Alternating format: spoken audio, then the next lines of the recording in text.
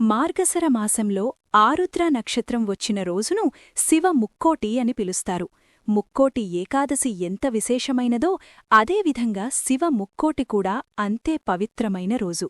ఈ రోజు శివదర్శనం చేసుకోవటం, శివాభిషేకం చేయటం వల్ల కోటిసార్లు పూజించినంత పుణ్యం లభిస్తుంది. ఆరుద్ర నక్షత్రం రోజున ఆవు నెయ్యితో అభిషేకం చేస్తే ఆ పరమేశ్వరుడి యొక్క అనుగ్రహం సంపూర్ణంగా లభిస్తుంది.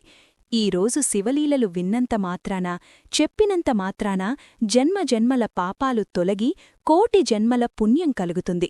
ఇప్పుడు ఆ పవిత్రమైనటువంటి కథను చెప్తాను, జాగ్రత్తగా వినండి. పూర్వకాలంలో అవంతి అనే పట్టణం ఉండేది. ఆ పట్టణంలో నంది అనే పేరుగల శివభక్తుడు నివసించేవాడు. అతను మిక్కిలి ధనవంతుడైనప్పటికే శివభక్తిని ఎప్పుడూ విడవలేదు. నిత్యం ఎంతో భక్తిశ్రద్ధలతో శివారాధన చేసేవాడు. ఆ పట్టణానికి తూర్పున ఒక దట్టమైన అడవి ఉండేది. ఒకరోజు ఆ అడవిలో స్వయంభూ శివలింగం వెలిసింది. అది చూసిన నంది అక్కడే ఒక సుందరమైన దేవాలయాన్ని నిర్మించాడు. ప్రతిరోజూ పంచామృతాలతో, సువర్ణ పుష్పాలతో మంత్రపూర్వకంగా ఆ మహాశివుణ్ణి పూజించేవాడు. ఇలా కొన్ని రోజులు గడిచిన తర్వాత ఆ పట్టణానికి సమీపంలో ఉన్న గ్రామంలో నివసించే ఓ కిరాతుడు అనే వేటగాడు తన వృత్తి ప్రకారం పక్షివేటకై అడవిలోకి వచ్చాడు. తన వేట ముగించుకొని అలసిపోయి ఇంటికి వెళ్లే మార్గంలో అతను ఆ శివాలయాన్ని చూశాడు. గుడిలోకి ప్రవేశించి శివలింగాన్ని చూసిన క్షణం ఆ కిరాతునికి అపారమైన భక్తి కలిగింది. శివయ్యను పూజించాలి అనే తీవ్రమైన కోరిక పుట్టింది. కాని ఆ దట్టమైనటువంటి అడవిలో పూజ సామాగ్రి ఏమీ దొరకలేదు. అయితే అన్నింటికీ భగవంతుడే ఉన్నాడు అనే నమ్మకంతో ఆ కిరాతుడు సమీపంలోని సరస్సు వద్దకు వెళ్లాడు. నోటిలోనే నీళ్లు పుక్కెటపట్టి మారేడు ఆకులు కొన్ని తెచ్చి ఆలయంలోకి వచ్చాడు. అప్పటికే ఉదయం నంది చేసిన పూజ వల్ల శివలింగంపైన రత్నాలు, పుష్పాలు ఉన్నాయి. కిరాతులు వాటన్నింటినీ తీసిపారేసి తన పద్ధతిలో పూజను ప్రారంభించాడు. నోటిలోని నీటితో అభిషేకం, మారేడు ఆకులతో పూజ, వేటాడినటువంటి ఆ పక్షిమాంసంతో నివేదనం, ఇలా పూజను చేసి శివలింగాన్ని ఆలింగనం చేసుకొని ప్రదక్షిణ చేశాడు. భక్తితో ధ్యానించాడు. తరువాత తృప్తిగా తాను ఇంటికి వెళ్లాడు. మరుసటి రోజు నంది గుడికి వచ్చి చూడగా అంతా అపరిశుభ్రంగా ఉంది. తాను చేసినటువంటి పూజా సామాగ్రి అంతా పారివేయబడి వింతవిధంగా ఉంది.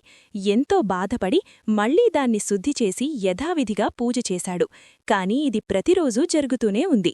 కిరాతుడు తన విధానంలో పూజిస్తూ ఉండగా నంది కొంతకాలానికి విసిగిపోయాడు. ఎవరో కావాలని అపరిశుభ్రం చేస్తున్నారు.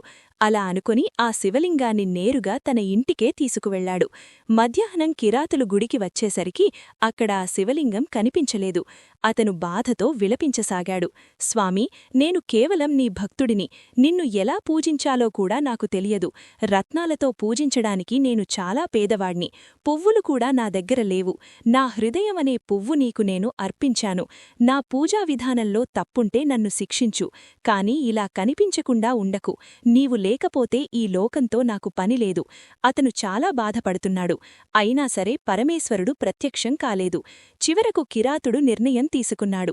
నీవు లేని జీవితం నాకు వద్దు శంకరా, హరహర మహాదేవా అంటూ శివనామస్మరణ చేస్తూ తన కత్తితో తన శిరస్సుని ఖండించుకున్నాడు. అప్పుడు వెంటనే ఆకాశం నుండి ఆ పరమేశ్వరుడు ప్రత్యక్షమయ్యాడు. ఆ కిరాతుని యొక్క తలడు మళ్లీ తన శరీరానికి అతికించాడు. అంతే, దివి నుండి దేవదుందువులు మోకాయి, పూలవానలు కురిశాయి. బ్రహ్మాది దేవతలు పరమేశ్వరుణ్ణి కీర్తించారు. నారదుడు శివగీతం పాడుతూ నృత్యం చేశారు. ప్రకృతి అంతా రమణీయంగా మారింది. ఇంతలో నంది కూడా అక్కడికి వచ్చాడు.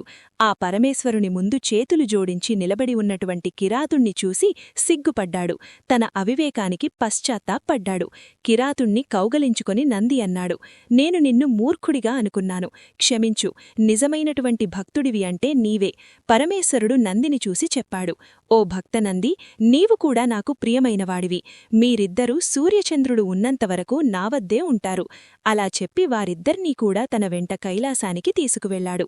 ఈ కథ నుండి మనం తెలుసుకోవలసింది ఏంటి అంటే, భగవంతుణ్ణి పూజించడానికి జాతి, మతం, సంపద ఇవి కాదు ముఖ్యం. రత్నాలు, పువ్వులు, ధూపం, దీపాలు కాదు ముఖ్యం. అన్నింటికంటే నిర్మలమైనటువంటి భక్తి, నిశ్చలమైనటువంటి మనసు ఉంటే చాలు. ఆ పరమేశ్వరుడు సదా ప్రసన్నమవుతాడు. కిరాతుడు ఏమి అర్పించాడు? నోట్లోని నీరు. అదే పవిత్ర జలమయింది. మారేడు ఆకులు లభ్యమైనటువంటి పువ్వులుగా మారాయి. పక్షిమాంసం కోసం. అదే తనకి నైవేద్యమయిందే. ఎందుకంటే ఆ కిరాతులకి అదే విలువైనది అయిందే. తన ప్రాణమే పరమాత్మ కోసం అర్పించాలి అనుకున్నాడు. ఇది హృదయపూర్వకమైనటువంటి పూజకు ఓ గొప్ప నిదర్శనం. అయితే భక్తిలో కూడా రకాలున్నాయి. నంది అతని విధిపూర్వక పూజ, శాస్త్రోక్త పద్ధతుల ద్వారా పూజ చేశాడు. కిరాతులు హృదయపూర్వక అర్పణ, ప్రాణత్యాగం, వీటి ద్వారా భక్తిని ప్రదర్శించాడు. ఈ రెండూ శివునికి ప్రియమైనవే. కాని అహంకారం లేని భక్తి, ప్రాణాలకన్నా ప్రియమైన భక్తి ఆ పరమేశ్వరుడికి ఎప్పుడూ ఇష్టం. ఇప్పుడు రెండవ కథను తెలుసుకుందాం. ఒకసారి శ్రీమహావిష్ణువు ఆదిశేషునిపై పవలిస్తూ ఎంతో ఆనందంగా ఉన్నారు. అప్పుడు ఆదిశేషుడు, స్వామీ, మీ ఆనందానికి కారణం ఏంటి? విష్ణువు, నేను పరమశివుని గంభీర తాండవాన్ని జ్ఞాపకం చేసుకుంటున్నాను. ఆదిశేషునికి కూడా ఆ దివ్య తాండవం చూడాలి అనిపించింది. వెంటనే విష్ణువు చెప్పారు, చిదంబరంలో తపస్సు చెయ్యి. ఆదిశేషుడు చిదంబరానికి వెళ్లాడు. అక్కడ చాలా కాలం తపస్సు చేశాడు. చివరకు ఆరుద్రా నక్షత్రం రోజున పరమశివుడు నటరాజ రూపంలో తాండవం చేస్తూ దర్శనమిచ్చారు. అందుకే ఈరోజు శివ ముక్కోటిగా జరుపుతాం. చిదంబరంలో నటరాజస్వామికి విశేషమైనటువంటి పూజలు కూడా జరుగుతాయి. తాండవ రూపంలోనే పూజిస్తారు. అయితే ఆ ఆరుద్రా నక్షత్రం యొక్క మహిమ ఏంటో ఇప్పుడు తెలుసుకుందాం. అది శివుని యొక్క జన్మ నక్షత్రం. పరమశివుని జన్మ నక్షత్రంగా ప్రసిద్ధి. ఇది ప్రతి నెలా వస్తుంది. కాని మార్గశిరమాసంలో వచ్చే ఆరుద్రా నక్షత్రానికి ప్రత్యేకమైనటువంటి మహత్యం ఉంటుంది. పౌర్ణమినాడు చంద్రుడు మృగశిరా నక్షత్రంలో ఉంటే ఆ మాసానికి మార్గశిరమాసం అని పేరు. మృగశిర అమ్మవారి నక్షత్రం. అంటే అమ్మవారి నక్షత్రమాసంలో స్వామివారి జన్మనక్షత్ర రోజును పూజించడం వల్ల అపారమైనటువంటి ఫలితాలు లభిస్తాయి.